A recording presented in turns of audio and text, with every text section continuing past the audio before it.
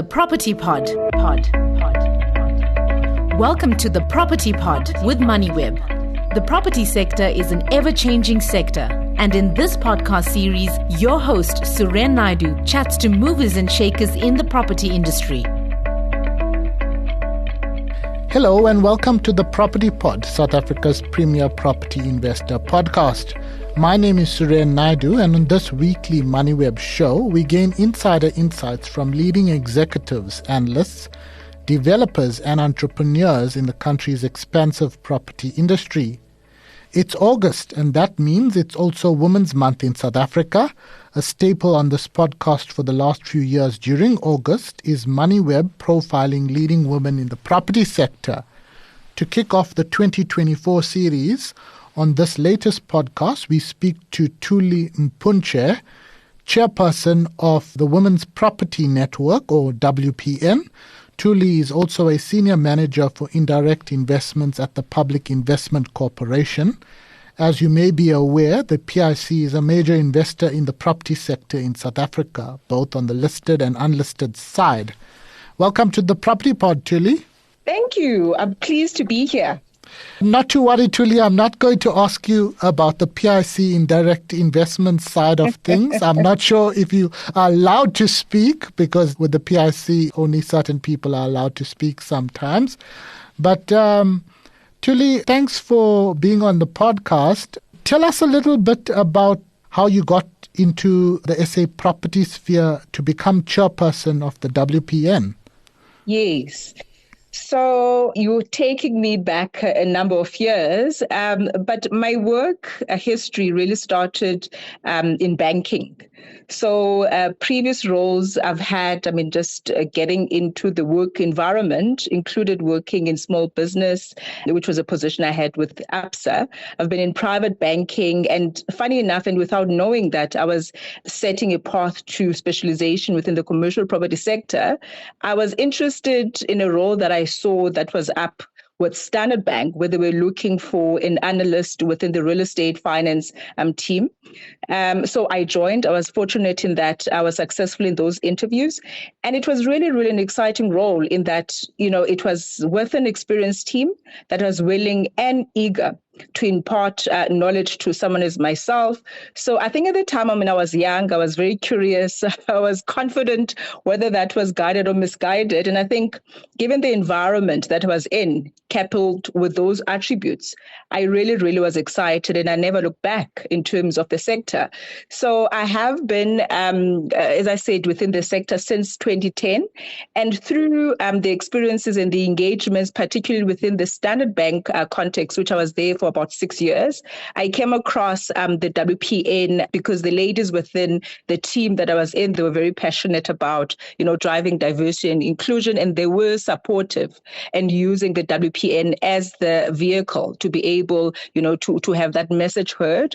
And I was invited to participate within the WPN as a Gauteng committee member at the time. And it progressed to the level that it's at now, where I am the national chairperson of the organization.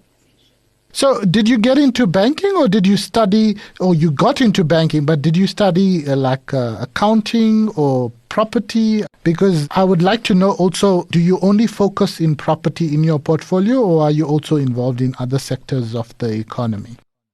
Yes. So currently I'm specializing in commercial property, but just in context of the educational background. So I actually studied financial information systems at the time. And, it was quite an interesting one because obviously the course is a blend between finance and IT. So when I was at school, I had no thinking whatsoever about property and, going into banking. It was really in the context of the qualification I had at the time.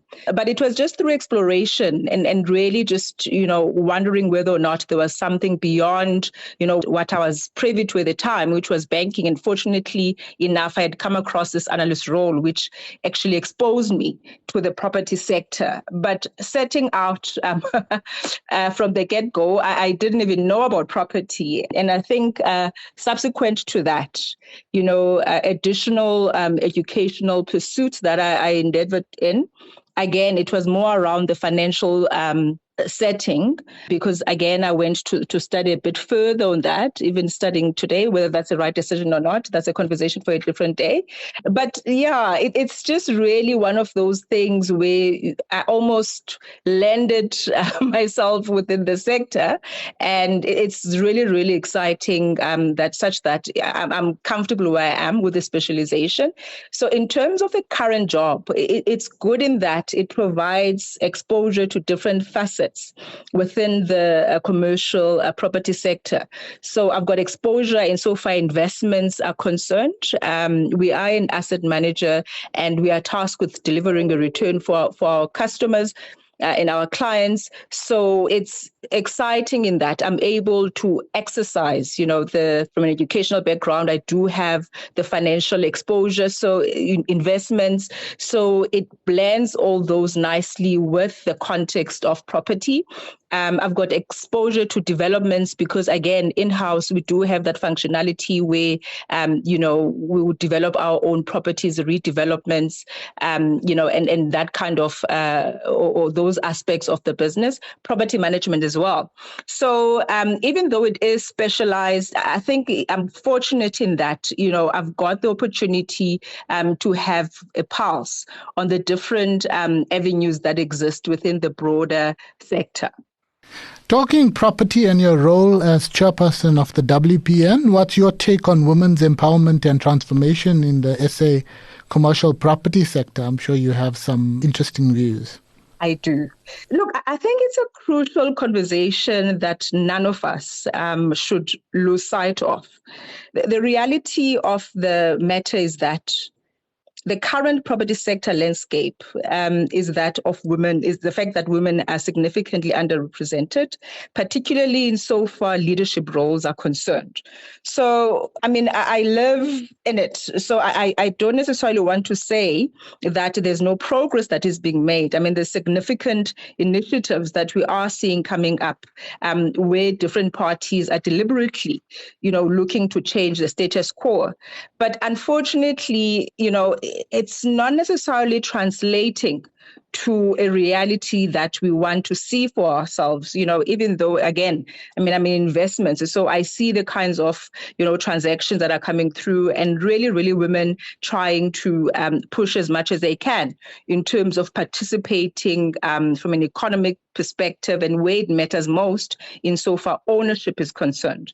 So I suppose what's to say insofar the initiatives, which the WPN as well is part of, implementing and running, is that they have to lead to meaningfulness that we can pinpoint to say this is the progress we're wanting to see. To give a few examples, training and development, is that leading into absorption? We've got policies that every now and then we would see new ones that are coming up. But are they actually leading to the inclusive nature or environment that we all want to see insofar the sector is concerned? So we are trying, and as I say, there's great initiatives, there's great support, not only from women who are already successful within the sector, we're also seeing men, who are coming in and are saying, we are fathers to young girls. We want to make sure that when they are ready to participate within the sector, it is conducive and welcomes women to participate. So it's just really for us all to be mindful to say that let's not deliver these initiatives just to tick a box, but we need to assess at the end to say, are they delivering the results that we want to see at the end? So obviously, I'm part of the WPN. We're quite passionate about it. And I think we're also quite vocal about it. There's so many other things that I can say, but I think really for me, it's just the mindfulness of saying whatever that is currently being done is being measured and is actually translating to real and genuine value. Let's get to the tough part of it. You talk about lack of representation. Let's look at the WPN's State of Gender Transformation report now. Where does the industry stand? Can you give us some highlights and perhaps where there's room for improvement in terms of some of the key elements of that report? So what gave rise to the State of Gender Transformation report to begin with It was in the context of you can't change what you can't measure. Because I think for the longest time, we've been talking about what is wrong and what we can do and what, a lot of companies had started to do in terms of changing the status quo. But as I said previously, it just simply was not translating to real, and tangible value that we can pinpoint. So, at the time, the report was inaugurated in 2021. It was in partnership between the WPN, the Property Sector Charter Council, as well as Anchor Stockbrokers. We then say, how do we create a platform or a source document where we can use as a touch point, for ourselves as a WPN, but also as industry, so that we can then show to say, yes, we're doing all these things, but they are leading to these tangible results. So just a few highlights from the report, but I must put a caveat to say it was inaugurated in 2021. It was inaugurated in 21. We had a second report that was issued in 2022. But we then said, look, let's just pause. There's conversations that need to be had here. So we didn't issue a report last year, and I'll talk a bit more insofar what we did for 2023 and 2024. But just out of the 2022 results, it was very, very interesting that out of the REITs that were surveyed, that were listed on the JSE, only 30% of the boards had women representation. Another interesting stat is the fact that 51% of the same companies that were listed at the time had 100% male executive directors. And the stats go beyond that. But for us, that was really, really interesting to say. Where is this transformation happening? Because it's good and well to say that at lower levels, women are being absorbed, but we need to change the status quo. And in order for us to be able to do that, we need women that we can rely on as ambassadors to be able to continuously communicate, right, the agenda of women. And until we can be able to do that meaningfully, there is a drag insofar achieving that goal is concerned. And, also insofar the decision to start with REITs, it's a more structured component of the sector if compared to the unlisted side. So we thought, what better platform to use, because we're talking to a specific body of participants within the sector. And then we thought at the time it was really, really meaningful for us to engage at that level. Look, going forward, there is an interest that we can also zone in on the unlisted side. But obviously, in terms of getting to information, it's not always easy to get to because it's not public. The focus for now is on REITs. I know it's 2022, but you say half of those REITs didn't have women representation on the boards. That's quite a significant thing to highlight. But Thuli, it sounds like a quite a simplistic question, but why is it important for women to have greater say in the commercial property sector and more broadly corporate South Africa? And, it's absolutely agree with you. We take it for granted that is something that is understood. So I'll give you an example where it was quite an interesting conversation. We were talking about also the evolution of reporting, where we currently are in an instant where, we talk about integrated reporting from a financial standpoint. That requires diversity. Right. So when we're talking about women inclusion, we're changing the narrative that says you've got, and I'm not saying all men think the same, don't get me wrong, but it's broadening the thinking tank in that it's bringing in people with different views, the diversity elements. The reality of the matter is that, women are different, in the biological makeup, there's all different elements that we can bring in terms of articulating those differences. Imagine a business world where all of those differences come together and they all are contributing in terms of ensuring sustainability, whether at a meso level, business level, as well as the country, as a whole. So we really are saying not only are we addressing an important issue insofar women who have lived in, through the inequities for so long, but also there's a business case that we can bring in to say the requirements insofar sustainability of businesses is concerned requires a different mindset, it requires different thinking, and it can only be beneficial for women to be allowed to do that, to have that contribution to make sure we're not only addressing their personal needs, but we're also addressing the needs of business going forward. Just for our listeners that might not be aware, it probably is quite self-explanatory, Women's Property Network.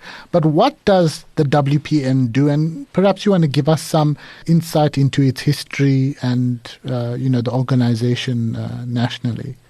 So the WPN was established in the year 2000. And really, the main objective is to continue with the voice and the impact insofar gender transformation is concerned.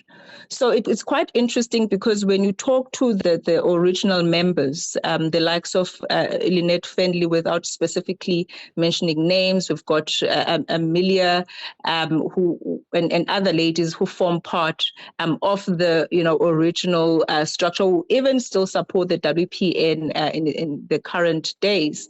It was, really a question of women do participate in the sector, although at the time, the level of participation, it was really at its lowest form, but, they had the foresight, they had the desire to participate within the sector meaningfully.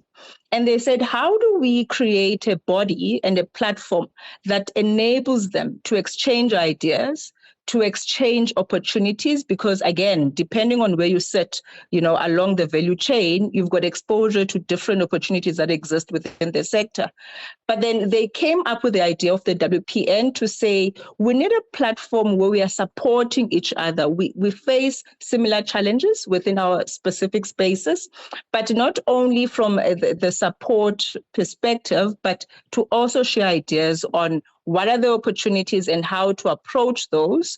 And I think from those days, then it's really grown immensely in that they at the time, and we continually find that there's other women or people within the sector, I'm saying people because it also includes men, who really do see the value into say, let's capacitate women so that by the time they leave the safe space to say we are supporting each other, they are ready to face the challenges that, we know we come across with as women in our daily operations being within the commercial property sector.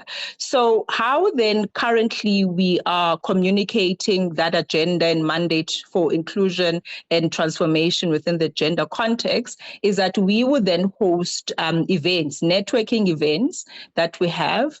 Another example is the Gender Transformation Report, which is a publication that seeks to really contextualize in black and white where the sector currently sits. We've got student chapters for the different regions being Gauteng, KZN, as well as Western Cape. By the way, also the regional committees sit within those same regions. But what's quite interesting there is that the regions are able to incorporate students as well, so that we can make sure that the conversation around inclusion and transformation is not only held at this professional level, because there's thinking that says that it's too late by then, but let's also bring in students so that we can have those conversations starting early on to ready the ladies by the time they are ready for a professional environment. Before you go, perhaps you want to share a little bit about Thuli, besides your work life with the PIC and WPN. Who is Thuli? What do you do on your spare time? Yes. It's such an interesting question, and I'm very embarrassed to say that it's one that I really have to think about at this point. Look, the simple one of a response to the fact that Thuli is a mother of one. I've got a 4-year-old daughter. I also have 2 fairy children. I've got 2 dogs. So it's At least, in all the hecticness, I do have those waiting for me, getting unconditional love, if one could even frame it like that. But yeah, it's such an interesting period in my life at the moment. I think really I have been fortunate, with various opportunities that I'm currently having, to spend my time on. So a simple answer is that at this point, I don't really have much of a play time. I'm also studying. I'm in my last stretch of doing an MBA, so time is very critical at the moment. So if that is something to do, and one could convey as a pastime, I read a whole lot of books at the moment, but relating to my studies. But I mean, I enjoy simple things, like, traveling with family when time allows to. I always look forward to holidays because, it can get quite difficult in terms of fitting those in, in between. So, really nothing exciting to share there. Let's chat again next year when I'm done with my MBA, and hopefully that response will look absolutely different. Well, it's a busy life, being a mother and doing your MBA and having your day job. That's a lot on your plate. But Thuli, it's been a pleasure having you on the Property Pod. I appreciate your time. That was Thuli Mpuntshe, Chair of the Women's Property Network. Thanks for listening to the Moneyweb Property Pod with Suren Naidu. To listen to more episodes, go to moneyweb.co.za or the Moneyweb app and follow Moneyweb News for daily updates. Follow Suren on Twitter @Suren Naidu for more of his property industry content and other business stories.